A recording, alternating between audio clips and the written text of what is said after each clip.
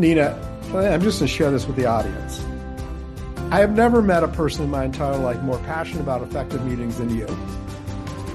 When I do the pre-work for this training, I ask people questions, and Nina gave me the most elaborate list of ideas and suggestions and things of that nature.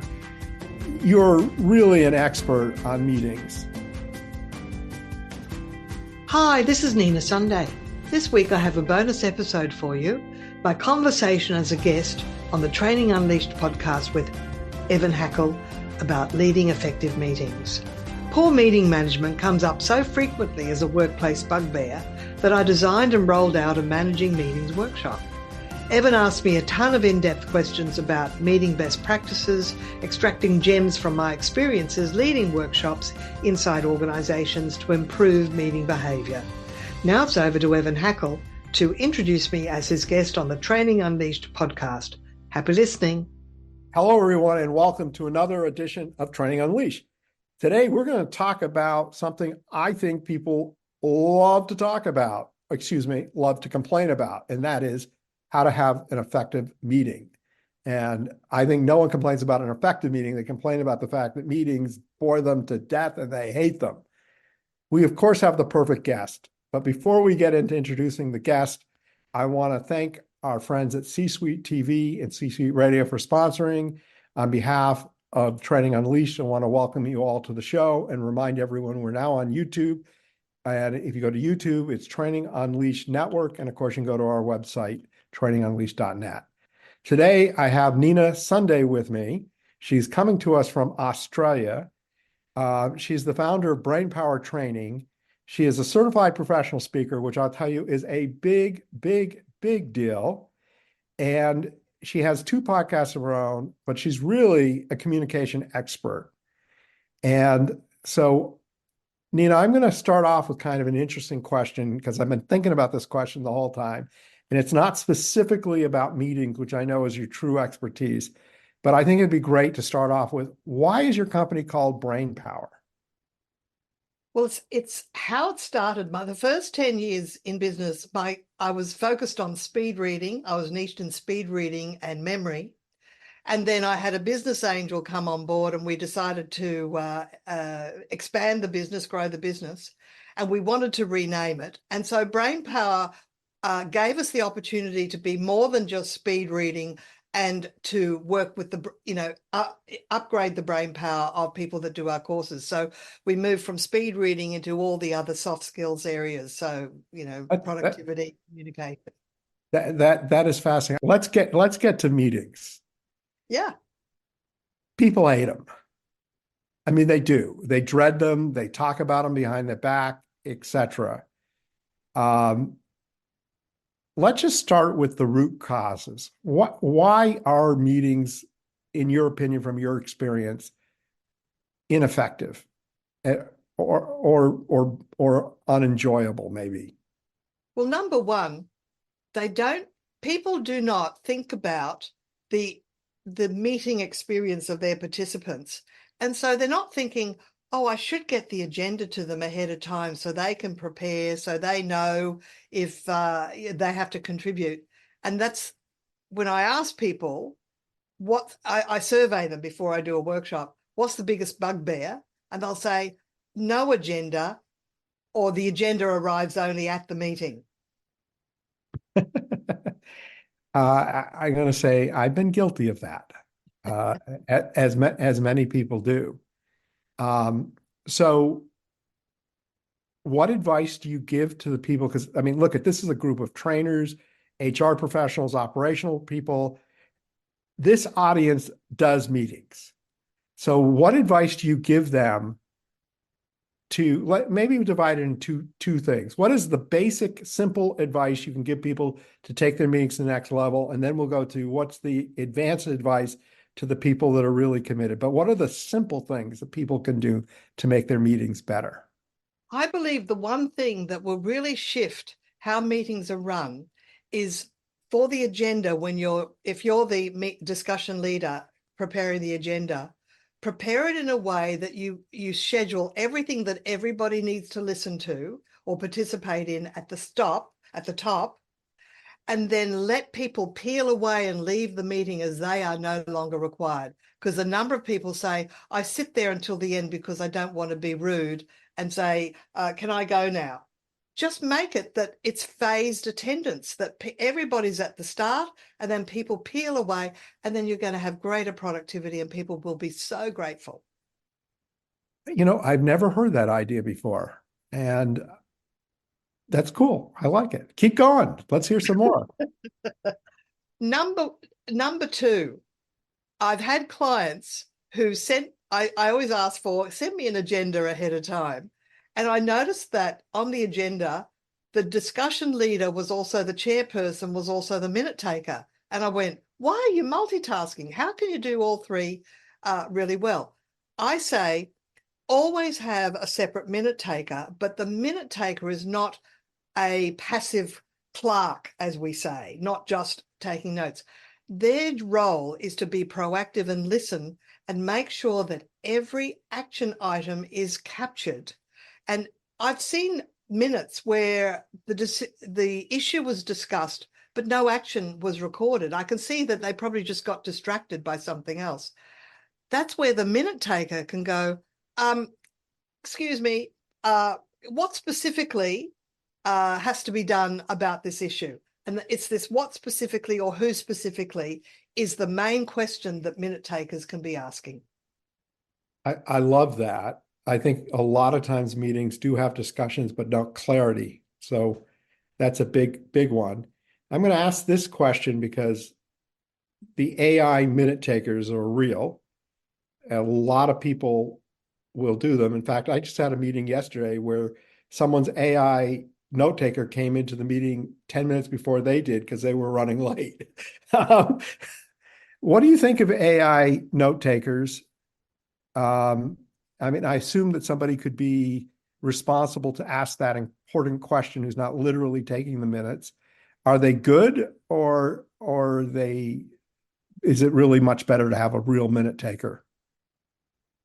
Well, you need a human to actually go through and extract the bits that you want, because the AI note taker from the I don't use it myself, but if I want a transcription, I often will have my dictation app on my phone going for certain parts, and I believe that a minute taker should work with a transcription because they can then just very quickly fast forward through what actually was said and then extract the key ideas. The minute taker has to then maybe do it as bullets or dot points.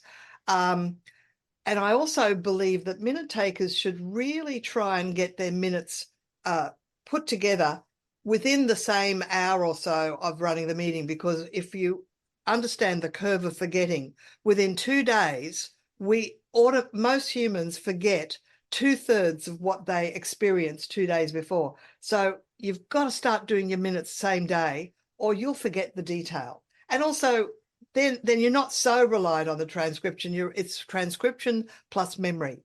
And your job is to just extract the key points and use white space, not make it like, I call it like a brick of words, a sea of words. You want it so people can see easily through, quick bullets. Oh, I have to do this. I have to do that. Who does what by when? Okay. So let's go back to the leader. So we got the minute taker role done, and you've got a person that's facilitating the meeting. What you described 3 roles. What were those? The chair. The discussion leader, the chair, and the minute taker. And then so you've got what is the difference between the chair and the discussion leader? Well, a lot of discussion leaders don't think there is a need for another chair, but the chair is like the observer that sees the gaps, that sees the patterns. And the chair can also, well, I'm going to backtrack a little. Agenda items should have a time allocated.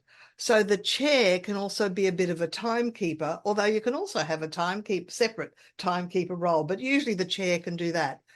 And they can also make sure that there's conversational equality. In other words, there comes a point, maybe when you're leading to a decision, to actually make sure that everybody's opinion has been heard and we haven't got the introvert deep thinkers sitting on their ideas. You want all the ideas to come out, because research shows that if you have conversational turn taking in a meeting, those teams are more effective. They do. They do. Could you maybe talk a little bit about the different types of meetings? Because some meetings are like, can be 10 minutes, just give everyone up to date reporting in. Some meetings are brainstorming. Some meetings are like annual planning meetings. Can you just talk about the different kinds of meetings and what and how they should be run differently? Well, of course, a brainstorm meeting, definitely you want conversational equality, but you've got to be careful, because brainstorming can actually, people can start to harbor their own idea, and it becomes like a banner that they're waving. With brainstorming, there's a little matrix that I recommend, which is dividing your ideas into low effort and high effort, and low impact and high impact. And the most doable ideas are low effort and high impact. And the second doable ideas are high effort, high impact, which might take longer and might need more agreement, wider in the organization. And if you get to high effort, low impact, you don't want to do that idea at all. And I've been in committees where one person harbored this one thing that I thought, this is going to be high effort and I cannot really see a benefit. But it was his idea, and he was running with it. But it never actually came to fruition. But that's brainstorming. You've got meetings. What doesn't happen in agendas is people often list topics, but they don't list the question or the decision that they're there to discuss. They might say, oh, look, for want of a better one, paying for tea and coffee, because I know one company that decided to make employees pay for their own tea and coffee and biscuits. Deciding whether to charge for tea and coffee, that's the decision. Put that in the agenda, not tea and coffee. So a lot of people just name the topic, but they don't name the issue. They don't name the outcome that needs to be desired. That's a good point. Mm. So have you heard of the concept of a stand-up meeting? And what do you think? Oh, yeah, I often recommend that. Sometimes they call it a huddle. And I know, for example, the Apple store, I've been there at 9 a.m. in the morning, and they're all in small teams having their stand-up meeting for about 10 minutes before the start of the day. A stand-up meeting is great because people won't sit back and relax, and it won't go on forever, because people want to just get to the nub of the meeting and then move on. So stand-up meetings are great. Yeah, that will shorten a meeting. There are lots of ways to shorten a meeting. Another way to shorten a meeting is, it could be the chair or it could be the discussion leader might, instead of people all expressing their opinion and going on and on and on, you can actually gauge the temperature of the meeting by saying, look, let me just have a quick indication. Who thinks that when we do go for a vote, we'll probably say yes? And if everybody's hand goes up, you say, well, why don't we vote now? You can save a lot of time. So it's up to the chair or the discussion leader. The chair can suggest that, look, I think let's just find out how people are likely to vote, ask the question, and then suddenly you've cut off all that time. That's great. Yeah, no, I like that. I like that a lot. I would love it if you could maybe share with me a case study of a company that was like, not the name of the company, because that's really irrelevant, that was completely dysfunctional. No one wanted to go to meetings, that you worked with, helped with, convert, what the key things were, and then what the result was. Well, I asked them to send me. I asked the company for each person to send me a copy of minutes that they'd either written and compiled or received. And the coordinator decided that they wouldn't do that. They would just send me a set of meetings from one person, a person who as I saw, was multitasking, was being chair and discussion leader and minute taker. And I could see where there were so many holes in the process. In other words, they'd be discussing something, but there was no action. There were so many things where it was a question whether we do something, but the column for what's the action or who's doing taking an action, or it might be left to, oh, the so-and-so team's going to do that. Well, there's a principle called the au pair principle, one person ultimately responsible. You can't say that team is going to do it because then nobody's going to do it. You need to actually allocate one person ultimately responsible. So I saw there were all these issues and discussions and topics, but no, only a third of them actually had the name of the person doing the action. And I asked the coordinator, will this person be at the meeting? Because you sent this to me with a view to handing it out to everybody. I don't have to say what the holes are. The holes are pretty obvious, but will that person be in the room? Because they would, one, we can't talk about someone's style of writing minutes without them being in the room. Or he said, oh, I want them to be in the room. Yeah, well, you want them to be, but will they be? As it turned out, they weren't. And that was the one person they wanted this workshop for, but I could tell there was a lot of ego involved. This person was obviously a top dog in the company, and that's great because they're the rainmaker. But at the same time, they probably could do with a dash of humility to understand that maybe everything they do isn't turning to gold. And maybe people are a bit bored with their meetings because it's all they're doing most of the talking, and they're even doing the minute taking. Well, I always do an online survey that's anonymous, and I realize now that I probably need to tell them that it will be shared with everyone else, because sometimes people say things and I go, well, I don't actually include it. I'll put it up in big print on like a poster on the wall for people to see it. Sometimes I'll remove it because I'll go, they'll know who that is and they might be embarrassed by This what they said. this wasn't an open-ended survey. That, this is like, how to increase sales. Here are 10 ideas that I got from the group, which, everyone gets 2 votes, pick 2. Oh, that's a great idea. Yeah. So it wasn't, I've worked with clients and done 360s and things like that, which Yeah. can, sometimes need to be wordsmithed. But so, Nina, I'm just going to share this with the audience. I have never met a person in my entire life more passionate about effective meetings than you.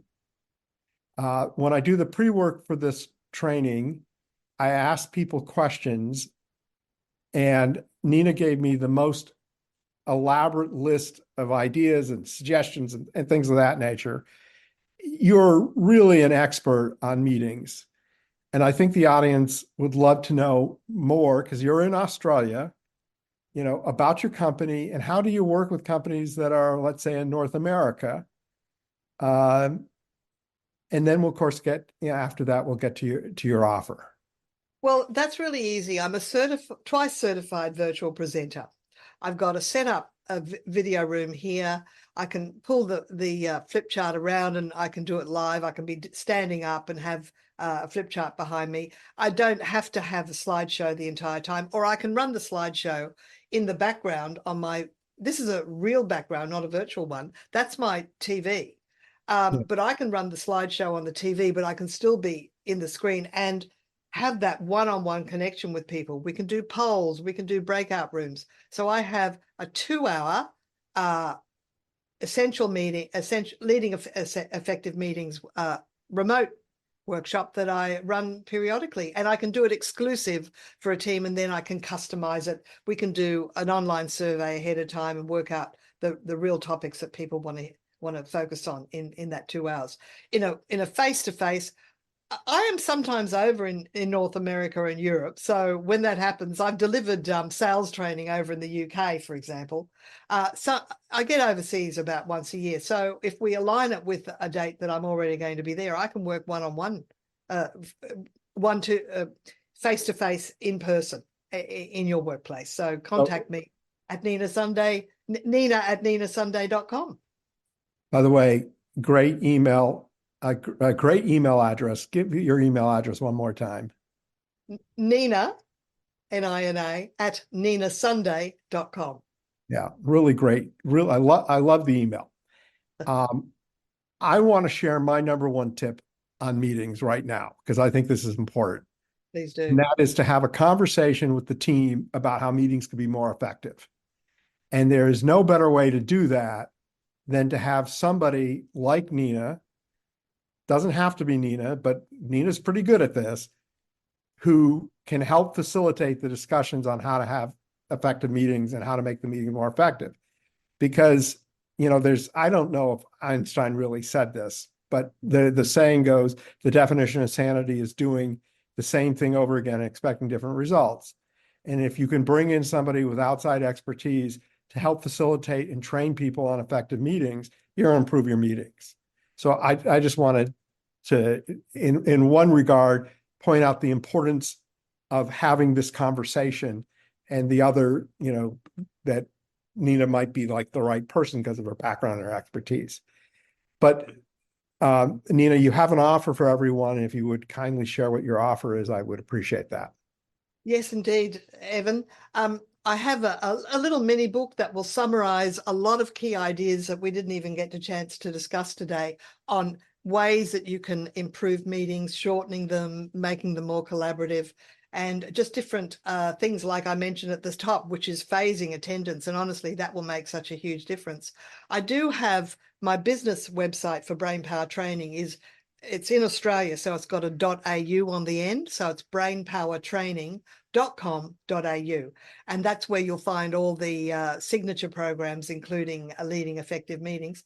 But if you want the mini book, just email me at nina@ninasunday.com, because that's easy to remember. Okay, that is definitely, so it's brainpowertraining.com.au for your company website, nina@ninasunday.com for the email address. Yeah. And by the way, because I have the list, she has a lot more to talk about on meetings than we have covered. So I would definitely go and take advantage of getting the free book for sure. Nina, we always end the meeting with one tip. If you had one tip to share with the audience, what would that one tip be? When you do your agenda, do an agenda with 3 columns, and on the left will be the topic and a time allocation. The middle column will be the decision and the points that you want to raise around that topic. And on the right-hand side, any specific participant that is likely to be called upon for their opinion about that topic. And then they know to be prepared to make a contribution at the meeting. Great tip. Great tip. I like that. That's a great format. Hi, Nina Sunday here again. I trust you enjoyed this episode from Evan Hackel's podcast, Training Unleashed, and discovering tactics to improve meetings in the workplace. You can find the Training Unleashed podcast at trainingunleashed.net or via your favourite podcast app, Spotify, Apple, C-Suite Radio. Links are in the show notes. Until next time, enjoy good things.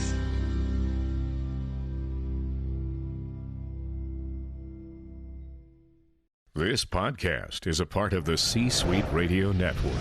For more top business podcasts, visit c-suiteradio.com.